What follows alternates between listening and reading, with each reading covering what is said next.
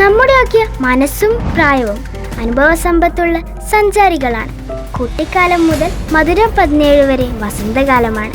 അവിടെ നിന്ന് സഞ്ചരിച്ച് പ്രായം 20ലേക്ക് പ്രവേശിക്കുമ്പോൾ നമുക്ക് നമ്മുടെ ഗ്രാമവും ഏത് വിദേശ രാജ്യവും ഒരുപോലെയായിരിക്കും.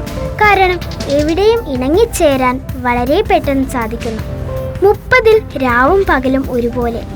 ഏതാനും ദിവസത്തെ ഉറക്കമില്ലായ്മ നമ്മളെ ബാധിക്കുകയേയില്ല. 40-ൽ പഠിപ്പുള്ളവനും ഇല്ലാത്തവനും ഒരുപോലെ. പഠിപ്പ് കുറഞ്ഞവർ കൂടുതൽ സമ്പന്നരായേക്കാം. 50-ൽ അഴകും അഴകില്ലായ്മയും ഒരു പ്രശ്നമല്ല. പ്രായം ചർമ്മത്തിൽ തെളിയാൻ അഴകൊരു മാനദണ്ഡമല്ല. 60 പദവികൾ ബാധിക്കുന്നില്ല. റിട്ടയർ ചെയ്താൽ പ്യൂണും മേലുദ്യോഗസ്ഥനും ഒരുപോലെ. 70 വലിയ വീടും ചെറിയ വീടും ഒരുപോലെ. സന്ധിവേദനകളും ആരോഗ്യ പ്രശ്നങ്ങളും എത്ര വലിയ വീട്ടിലും നിങ്ങളുടെ സഞ്ചാര സ്വാതന്ത്ര്യം പരിമിതപ്പെടുത്തുന്നു. 80-ൽ സമ്പന്നനും ദരിദ്രനും ഒരുപോലെ. എത്ര പണമുണ്ടായാലും അതെങ്ങനെ ചിലവാക്കണം എന്നറിയുന്നില്ല. 90-ൽ ഉറക്കവും ഉണർച്ചയും ഒരുപോലെ. എന്തു ചെയ്യുമെന്നറിയാതെ അവിടെ തന്നെ കൂടുന്നു. അതുകൊണ്ട് ജീവിതത്തെ ലഘുവായി കാണുക, ആസ്വദിക്കുക. ലോകത്ത് ബ്രഹ്മാണ്ഡ കാര്യങ്ങളൊന്നും പരിഹരിക്കാനില്ല. എത്ര കിതച്ചോടിയാലും അവസാനം എല്ലാവരും ഒരുപോലെ തന്നെയാണ്. അത് അറിഞ്ഞു ജീവിക്കുക. അല്പസമയം അവനവന് വേണ്ടിയും കണ്ടെത്തുക. സഹജീവി സ്നേഹം കൈവിടാതിരിക്കുക.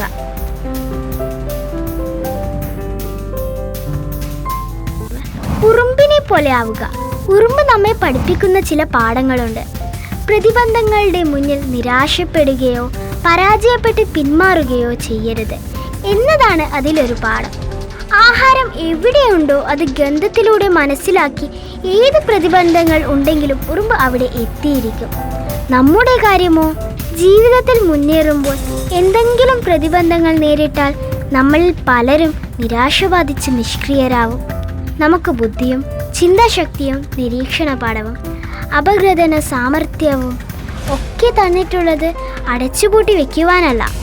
വ്യക്തമായ ലക്ഷ്യബോധം, നിശ്ചയദാർഢ്യം, സ്ഥിരോത്സാഹം ഇവയാണ് ലക്ഷ്യപ്രാപ്തിക്കുള്ള ഉപാധികൾ. ഉറുമ്പുകൾ സഞ്ചരിക്കുന്നത് കണ്ടിട്ടുണ്ടോ? ഒരു നേതാവ് തെളിയിക്കുന്ന വഴിയിലൂടെ അവ ഒന്നിനു പിറകിൽ ഒന്നായി പിന്തുടരുന്നു. എന്നാൽ ശിക്ഷണബോധവും അച്ചടക്കവും പരിശീലിക്കുന്ന നമ്മുടെ വിദ്യാലയങ്ങളോ അരാജകത്വത്തിൻ്റെ കീളീരംഗമായി മാറിയിരിക്കുന്നു.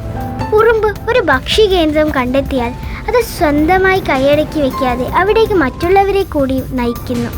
എന്നാൽ മനുഷ്യനോ കയ്യിൽ കിട്ടുന്നതെല്ലാം സ്വാർത്ഥപരമായി കൈയടക്കി വയ്ക്കുന്നു. ഉറുമ്പ് ധാന്യങ്ങൾ ലഭിച്ചാൽ അവ മഴക്കാലത്തേക്കും കൂടി സംഭരിച്ചു വയ്ക്കുന്നു.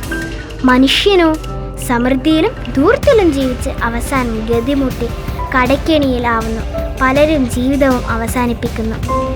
ഒരു കുഞ്ഞു ജീവിയായ ഉറുമ്പ് നമ്മെ പഠിപ്പിക്കുന്ന എത്രയോ പാഠങ്ങളുണ്ട്. അവ നാം സ്വയം പകർത്തുക.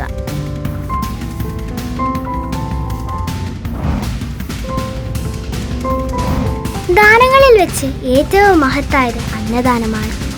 മറ്റ് ഏതൊരു ദാനവും അന്നദാനത്തോളം മഹാത്മ്യമേറിയതാവില്ല. വിശന്നു വലഞ്ഞു വരുന്ന ഒരാൾക്ക് അന്നം ലഭിക്കുമ്പോഴുണ്ടാകുന്ന ആശ്വാസവും അത് കഴിച്ച ശേഷമുണ്ടാകുന്ന സംതൃപ്തിയും അന്നദാതാവിന് അനുഗ്രഹമായി പരിണമിക്കുന്നു. മറ്റൊരു ദാനം കൊണ്ട് കിട്ടുന്നയാൾക്ക് തൃപ്തി വരണമെന്നില്ല. ധനം, വസ്ത്രം, സ്വർണം, ഭൂമി ഇവയിൽ ഏത് കൊടുത്താലും വാങ്ങുന്നയാൾക്ക് കുറച്ചുകൂടി കൊടുത്താൽ അതും അയാൾ വാങ്ങും. എന്നാൽ അന്നദാനം ലഭിച്ചാൽ വിശപ്പ് മാറിക്കഴിഞ്ഞാൽ സംതൃപ്തിയോടെ പുഞ്ചിരിച്ചുകൊണ്ട് പറയും മതിയെന്ന്. അന്നദാനത്തിലൂടെ ദാനം ഏറ്റുവാങ്ങുന്നയാളിന് പരിപൂർണ തൃപ്തിയാണ് ഉണ്ടാകുന്നത്. ഈ ഒരു തൃപ്തി മറ്റൊരു ദാനത്തിലൂടെയും ആർജിക്കാൻ കഴിയില്ല. ജീവൻ നിലനിർത്താൻ ഭക്ഷണം അത്യാവശ്യമാണ്. അന്നദാനം നൽകുന്നതിലൂടെ ഒരാൾക്ക് ജീവൻ നൽകുകയാണ് ചെയ്യുന്നത്. അതുകൊണ്ടാണ് അന്നദാനം മറ്റു ദാനങ്ങളെക്കാൾ മഹത്തരമാണ് എന്ന് പറയുന്നത്.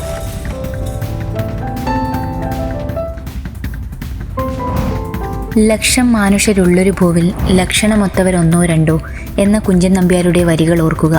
തെറ്റുപറ്റിപ്പോവുക സ്വാഭാവികം. തെറ്റുകളിൽ നിന്ന് പാഠം പഠിക്കാതെ തെറ്റുകളെ ന്യായീകരിക്കുകയും തെറ്റുകൾ ആവർത്തിക്കുകയും ചെയ്യുന്നത് ശരിയല്ല. അത് കണ്ടും കേട്ടും വളരുന്ന സ്വന്തം മക്കളും ആ പാത പിന്തുടരുകയോ അത്തരം പ്രവണത അവരിൽ ഉണ്ടാവുകയോ ചെയ്താൽ അത്ഭുതപ്പെടാനില്ല. അവരെ ചോദ്യം ചെയ്യാനുമാവില്ല. സ്ഥിരം കുറ്റവാളികളാവുന്നവരും പാരമ്പര്യമായി മോഷണം, അനാശാസ്യം മുതലായവ നടത്തുന്ന തിരുട്ടുഗ്രാമങ്ങളും വഴിപിഴച്ചവരുടെ തെരുവുകളും ഇക്കാരണത്താലാണ് നിലനിൽക്കുന്നത്. വഴിപിഴച്ച ജീവിതങ്ങളും കുത്തഴിഞ്ഞ ജീവിതവും എന്തിനേയും ന്യായീകരിച്ച് തെറ്റാണെന്നറിഞ്ഞിട്ടും തെറ്റ് ചെയ്യുന്നവരും സുഖലോലുപരായി അബദ്ധസഞ്ചാരം നടത്തുന്നവരും സ്ത്രീ ആയാലും പുരുഷനായാലും സ്വന്തം മക്കളുടെ മുന്നിൽ അപഹാസ്യരായി തീരുമെന്ന് മാത്രമല്ല, മക്കളോടും സമൂഹത്തോടും അവർ ചെയ്യുന്നത് അക്ഷന്തവ്യമായ അപരാധം കൂടിയാണ്. ഇരുളിൻ്റെ മറവിൽ പുതിയ കാലത്ത് ഫോൺ വഴി നടക്കുന്ന പല നടപടികൾ പോലും തിരുത്തപ്പെടേണ്ടതാണ്.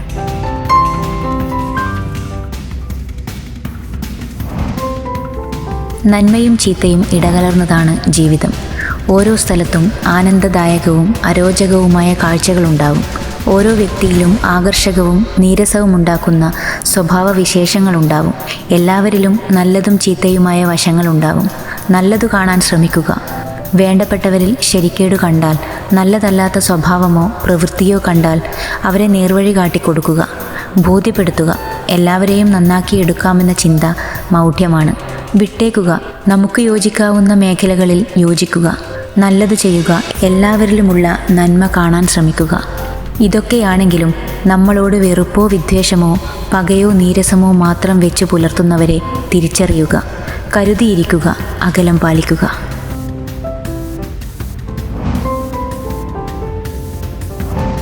നല്ല കുസൃതിയുള്ളൊരു കുട്ടി കണ്ണൊന്നു തെറ്റിയാൽ ഓരോന്നിലേക്ക് ഓടിപ്പോവും. അവനെ നിയന്ത്രിക്കാൻ എന്താണ് മാർഗം?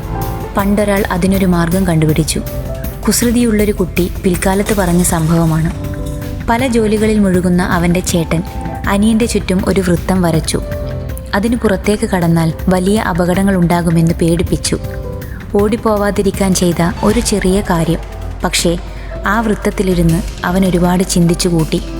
പുറത്തേക്കൊന്ന് കാല് തൊടാൻ പോലും ഭയന്ന് ചുരുണ്ടുകൂടി. കുട്ടിക്കാലം തീർന്നിട്ടും ആ മനസ്സിൽ നിന്ന് വൃത്തം മാഞ്ഞില്ല. കൗമാരത്തിലും യൗവനത്തിലും അദൃശ്യമായൊരു വൃത്തം അവനെ വേട്ടയാടി. അതിൽ നിന്നൊന്ന് പുറത്തു കടക്കാൻ പണിപ്പെട്ട കഥ അവൻ എഴുതിയിട്ടുണ്ട്. രവീന്ദ്രനാഥ ടാഗോർ ആയിരുന്നു ആ കുട്ടി. കയറിൽ കെട്ടിയിട്ട ആനകളെ കണ്ടിട്ടില്ലേ? നിസ്സാരമായി പൊട്ടിച്ചു പോകാവുന്നതേയുള്ളൂ. എന്തുകൊണ്ട് പൊട്ടിക്കുന്നില്ല? ചെറിയ ആനകളാകുമ്പോഴേ അവർ ശീലിച്ചതാണ്. വലിയ ആനകളായിട്ടും സത്യം തിരിച്ചറിയുന്നില്ല. പൊട്ടിക്കാനാവില്ല എന്നു തന്നെ വിചാരിച്ച് അങ്ങനെ നിൽക്കുന്നു. അങ്ങനെയൊരു വൃത്തത്തിലോ ഇങ്ങനൊരു കയറിലോ മനസ്സും ജീവിതവും കുരുങ്ങിപ്പോകുന്ന മനുഷ്യരെക്കുറിച്ച് ചിന്തിച്ചു നോക്കൂ. ചിലപ്പോൾ നമ്മളാകാം അത്. മറ്റുള്ളവരോ നമ്മൾ തന്നെയോ വരച്ചിട്ട വൃത്തങ്ങൾ. ഇത്തിരി പോന്ന അറിവിൻ്റെയും ധാരണകളുടെയും ചെറിയ കയറിൽ കുരുങ്ങിക്കിടന്ന് തീർന്നു പോകുന്ന വർഷങ്ങൾ. അങ്ങനൊരു വൃത്തത്തിലാണ് കിടക്കുന്നതെന്ന് പോലും അറിയാതെയുള്ള കിടപ്പ്.